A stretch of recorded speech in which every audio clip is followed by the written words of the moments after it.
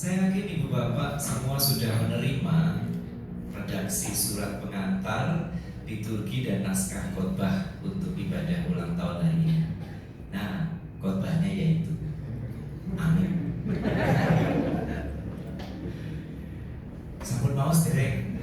Waduh sedih dong, sudah nulis panjang-panjang gitu kan. Ternyata nggak dibaca gitu kan. Yang baca paling cuma Mbak Dorcas karena bisa menemukan kesalahan-kesalahannya. Nanti tolong dibaca karena pada saat ini saya ingin mengajak kita untuk ngobrol-ngobrol saja hal yang lebih sederhana. Itu khotbahnya agak ruwet begitu ya. Tadi silakan dibaca saja begitu. Saya ikutan Mbak Dorcas di sini saja kalau itu ya. Nah, kalau kita tadi membaca dan mencermati ayat 15 dan 16, tampaknya ini yang menjadi titik tekan dari tema kita pada hari ini. Literasi gereja mewujudkan perdamaian. Yuk kita cermati ayat 15-16. Mohon ditayangkan slide-nya. Nah, ingatlah juga bahwa dari kecil engkau sudah mengenal, saya kasih bold, kitab suci yang dapat memberi hikmat. Amin. Amin. Kepadamu dan menuntun engkau kepada keselamatan oleh iman kepada Kristus Yesus. Segala tulisan yang diilhamkan Allah, ya pasti kitab suci, memang bermanfaat untuk mengajar. Amin. Amin. Menyatakan kesalahan. Amin. Amin. Memperbaiki kelakuan. Amin. Sekali-sekali bangun FD atau Gibran gitu loh. Saya kok nggak lihat. Mendidik orang dalam kebenaran, supaya tidak jadian. Nah, kita gampang sekali mengamini itu semua. Kita mengasumsikan bahwa Alkitab, Sabda Tuhan, segala tulisan yang diilhamkan Allah itu bermanfaat untuk mengajar, menyatakan kesalahan, memperbaiki kelakuan, mendidik orang dalam kebenaran. Itu asumsi kita. Mari kita menguji asumsi kita bersama dengan beberapa contoh ini. Selanjutnya, ini bagian dari Alkitab. Saya sengaja memilih terjemahan bahasa Inggris bukan karena keminggris, tetapi rasanya dan terjemahannya itu lebih pas yang bahasa Inggris. Kalau bahasa Indonesia itu hamba-hamba. Tapi bahasa Inggris mengatakan slaves obey your earthly masters with respect and fear and with sincerity of heart just as you would obey Christ. Slaves, budak-budak, taatilah Tuhanmu yang di bumi seperti engkau taat kepada Kristus. Ayat ini memang bunyinya begitu. Dan ini ayat yang jadi salah satu favorit para pemilik Buddha. Sampai ada literatur black theology gitu ya, teologi hitam gitu, menceritakan bahwa budak-budak Afrika itu ada sebagian yang merobek surat-surat Paulus. Karena mereka, bagaimana saat kami bisa menerima ini sebagai sabda Tuhan yang suci? Ketika pendeta-pendeta kulit putih itu ketika melihat kami di dalam penderitaan kami, perlakuan yang tidak manusiawi, mereka dengan enak mengutip ayat-ayat seperti ini. Budak-budak, kalian budak-budak kan? Taatilah Tuhan.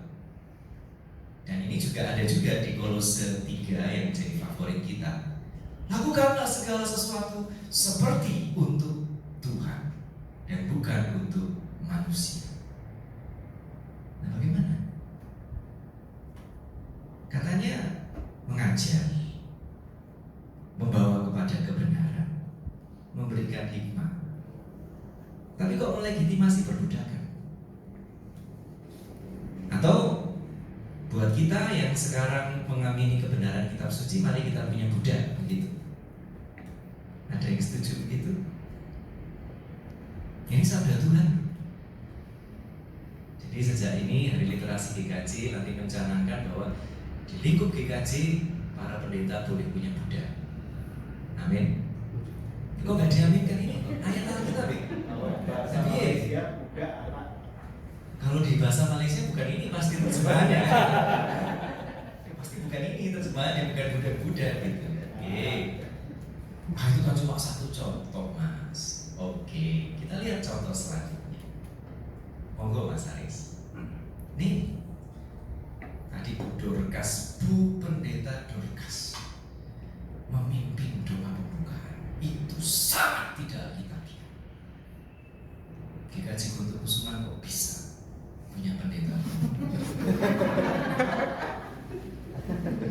Alkitabnya bunyinya begini. Sama seperti dalam semua jemaat orang-orang kudus, perempuan-perempuan harus berdiam diri dalam pertemuan-pertemuan jemaat, sebab mereka tidak diperbolehkan berbicara, apalagi berdoa. Mereka harus menundukkan diri. Tolong Mbak Dorcas menundukkan diri. Seperti yang dikatakan juga oleh hukum Taurat. Jadi nanti tolong Pak Sekung, itu pendeta-pendeta perempuan dikaji ditanggalkan semua.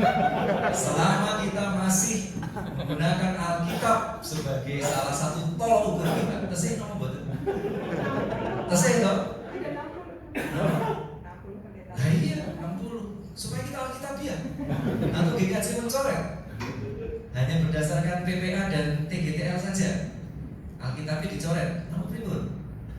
Ini Alkitab. Yuk, katanya mau mengamini literasi gereja mewujudkan perdamaian, membawa hikmat. Hikmatnya kados ngaten. Cobi. Saya kira kula tambahin. Monggo Mas Aris. Nih. Di Sleman itu sedang ada KLB, kejadian luar biasa polio. Ternyata bukan cuma di Sleman, di Jawa Timur juga. Di beberapa tempat di Indonesia polio muncul kembali. Penyebabnya adalah karena orang lalu tidak mau anaknya divaksin. Dan ini membawa ingatan saya kembali pada saat COVID-19 dulu. Ada sebagian orang Kristen yang tidak mau divaksin, anti-vax. Kenapa? Karena memang ayat Alkitabnya bunyi begini. Dan ia menyebabkan sehingga kepada semua orang kecil atau besar, kaya atau miskin, merdeka atau hamba diberi tanda pada tangan kanannya atau pada dahinya, dan tidak seorang pun yang dapat membeli atau menjual selain daripada mereka yang memakai tanda itu, yaitu nama binatang itu atau bilangan namanya. Yang penting di sini ialah hikmat.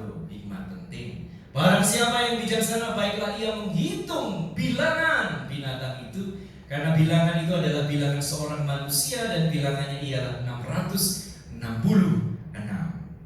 Nah, gereja mana yang tidak pakai QRIS sekarang? Pakai QRIS sih, pakai bilangan, pakai tanda. Vaksin itu ada QRIS-nya juga atau barcode-nya juga. Padahal pakailah hikmat, hitunglah bilangan itu, perhatikan tanda itu. Kitab suci mengatakan demikian. Gimana? Kita tidak usah pakai QRIS lagi. Nanti biar dikaji oleh Kajiban Klasis Yogyakarta Utara korelasi antara penghapusan QRIS dengan pemasukan gereja. Begitu. Kan ini masih bisa dilanjutkan lagi. Selanjutnya Mas Aris. Next. Christians United for Israel. Benjamin Netanyahu memberikan pidatonya di sana. Dan suka atau tidak suka, dia itu tidak ada banyak orang Kristen, termasuk pendeta-pendeta, yang ketika melihat genosida yang dilakukan Israel di Gaza tetap memihak kepada Israel. Loh gimana, kan tanggal 7 kemarin begitu? Kan kitab Keluaran mengisahkan di dalam Alkitab itu memang diberikan kepada orang Israel yang salah Palestina. Mereka membangunkan macan tidur. Itu yang terjadi. Dan Alkitab memang mengisahkan itu. Di Keluaran ada hal semacam itu. Bagaimana? Sekali lagi, kitab suci yang dapat memberi hikmat, bermanfaat untuk mengajar, menyatakan kesalahan, memperbaiki kelakuan, mendidik orang dalam kebenaran. Bagaimana contoh-contoh tadi? Dan ini masih bisa diperpanjang. Bagaimana misalnya terkait dengan isu LGBTIQ?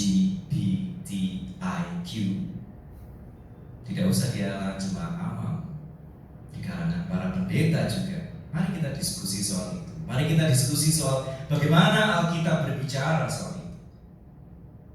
Kita akan melihat ada banyak kekerasan, lalu justru dijustifikasi oleh ayat-ayat Alkitab, dilegitimasi oleh pembacaan Alkitab.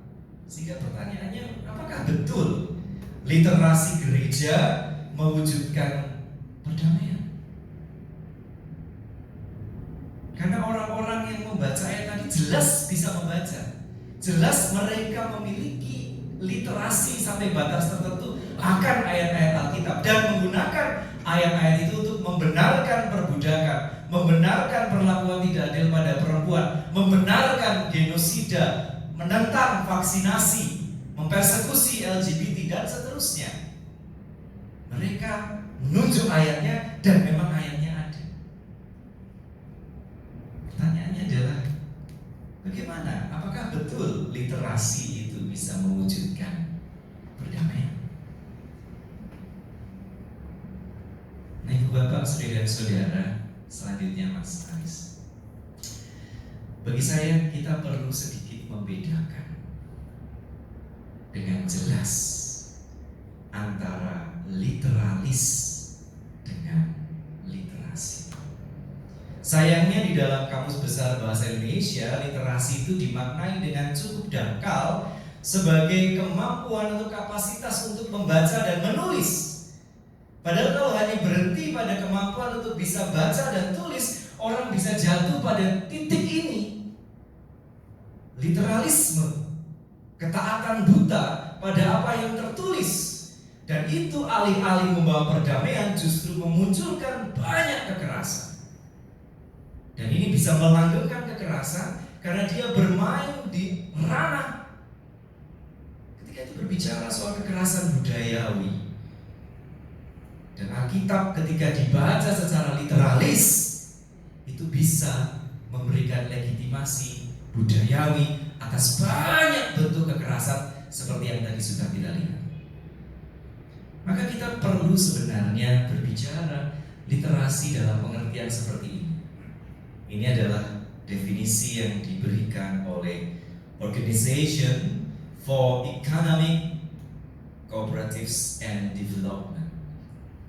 Literacy itu adalah the ability to understand. Jadi bukan sekadar bisa membaca, tetapi memahami, evaluate, mengevaluasi, use, and engage, menggunakan dan menggumuli informasi yang ada di teks tertulis in order to participate in society, untuk bisa berpartisipasi dalam masyarakat, to achieve one's goal, untuk mencapai tujuan tertentu, and develop one's knowledge and potential. Jadi bukan sekadar bisa baca, tetapi bisa memahami apa yang dia baca secara memadai. Berarti harus ada proses hermeneutis yang memadai. Harus bisa bahkan mengevaluasi ketika ayat ini memang tidak manusiawi, maka dia tidak bisa dicomot begitu saja dan diperlakukan begitu saja. Bisa dievaluasi, lalu bisa digunakan dengan tepat setelah digumuli dengan memadai. Nah, saya pikir itu yang perlu kita kembangkan. Dan sekali lagi, ini mungkin bukan hanya masalah pergumulan kelompok awam, ya, walaupun saya tidak suka menggunakan perbedaan layman and trained or educated theologian, tapi tampaknya para pendeta GKJ pun harus diajak memiliki literasi biblis yang memadai. Karena sekarang orang tidak hanya berbicara soal tafsir historis atau tafsir naratif, orang berbicara soal tafsir ideologis yang berani mengevaluasi bahkan teologi di balik teks-teks itu. Apakah masih ada kuat, appropriate untuk saat ini atau tidak? Ada juga tafsir gender, tafsir queer dan lain sebagainya. Jadi literasi biblis itu penting, karena kita masih mengasumsikan bahwa kitab suci itu adalah sumber hikmat kita. Kitab suci itu suci, dia bisa mengajarkan kepada kita tentang kesalahan, menuntun kita kepada kebenaran. Tetapi sekali lagi, tidak ketika kitab suci itu dibaca secara literalis, secara harfiah, letterleh. Tetapi ketika dibaca secara kritis, dan itulah literasi. Dan itu yang perlu kita perjuangkan sebagai Yayasan TPK Indonesia dan sebagai semua pihak di GKJ, supaya benar-benar literasi gereja dan secara khusus literasi biblis itu bisa mewujudkan perdamaian, bukannya terus melanggengkan kekerasan. Saya ingin mengakhiri obrolan kita sore hari ini dengan mengutip Marcus J. Borg. Ini yang perlu kita kembangkan kesadaran ini. As Christians, we should take the Bible seriously, but not literally. Kita harus memperlakukan kitab suci itu dengan taksim, dengan penuh penghormatan, dengan serius, tetapi tidak untuk memperlakukannya secara literalis. Karena sejarah sudah menunjukkan pembacaan literalis atas teks-teks Alkitab alih-alih mewujudkan perdamaian justru melanggengkan kekerasan. Kiranya kita dimampukan untuk melampaui sikap literalis dan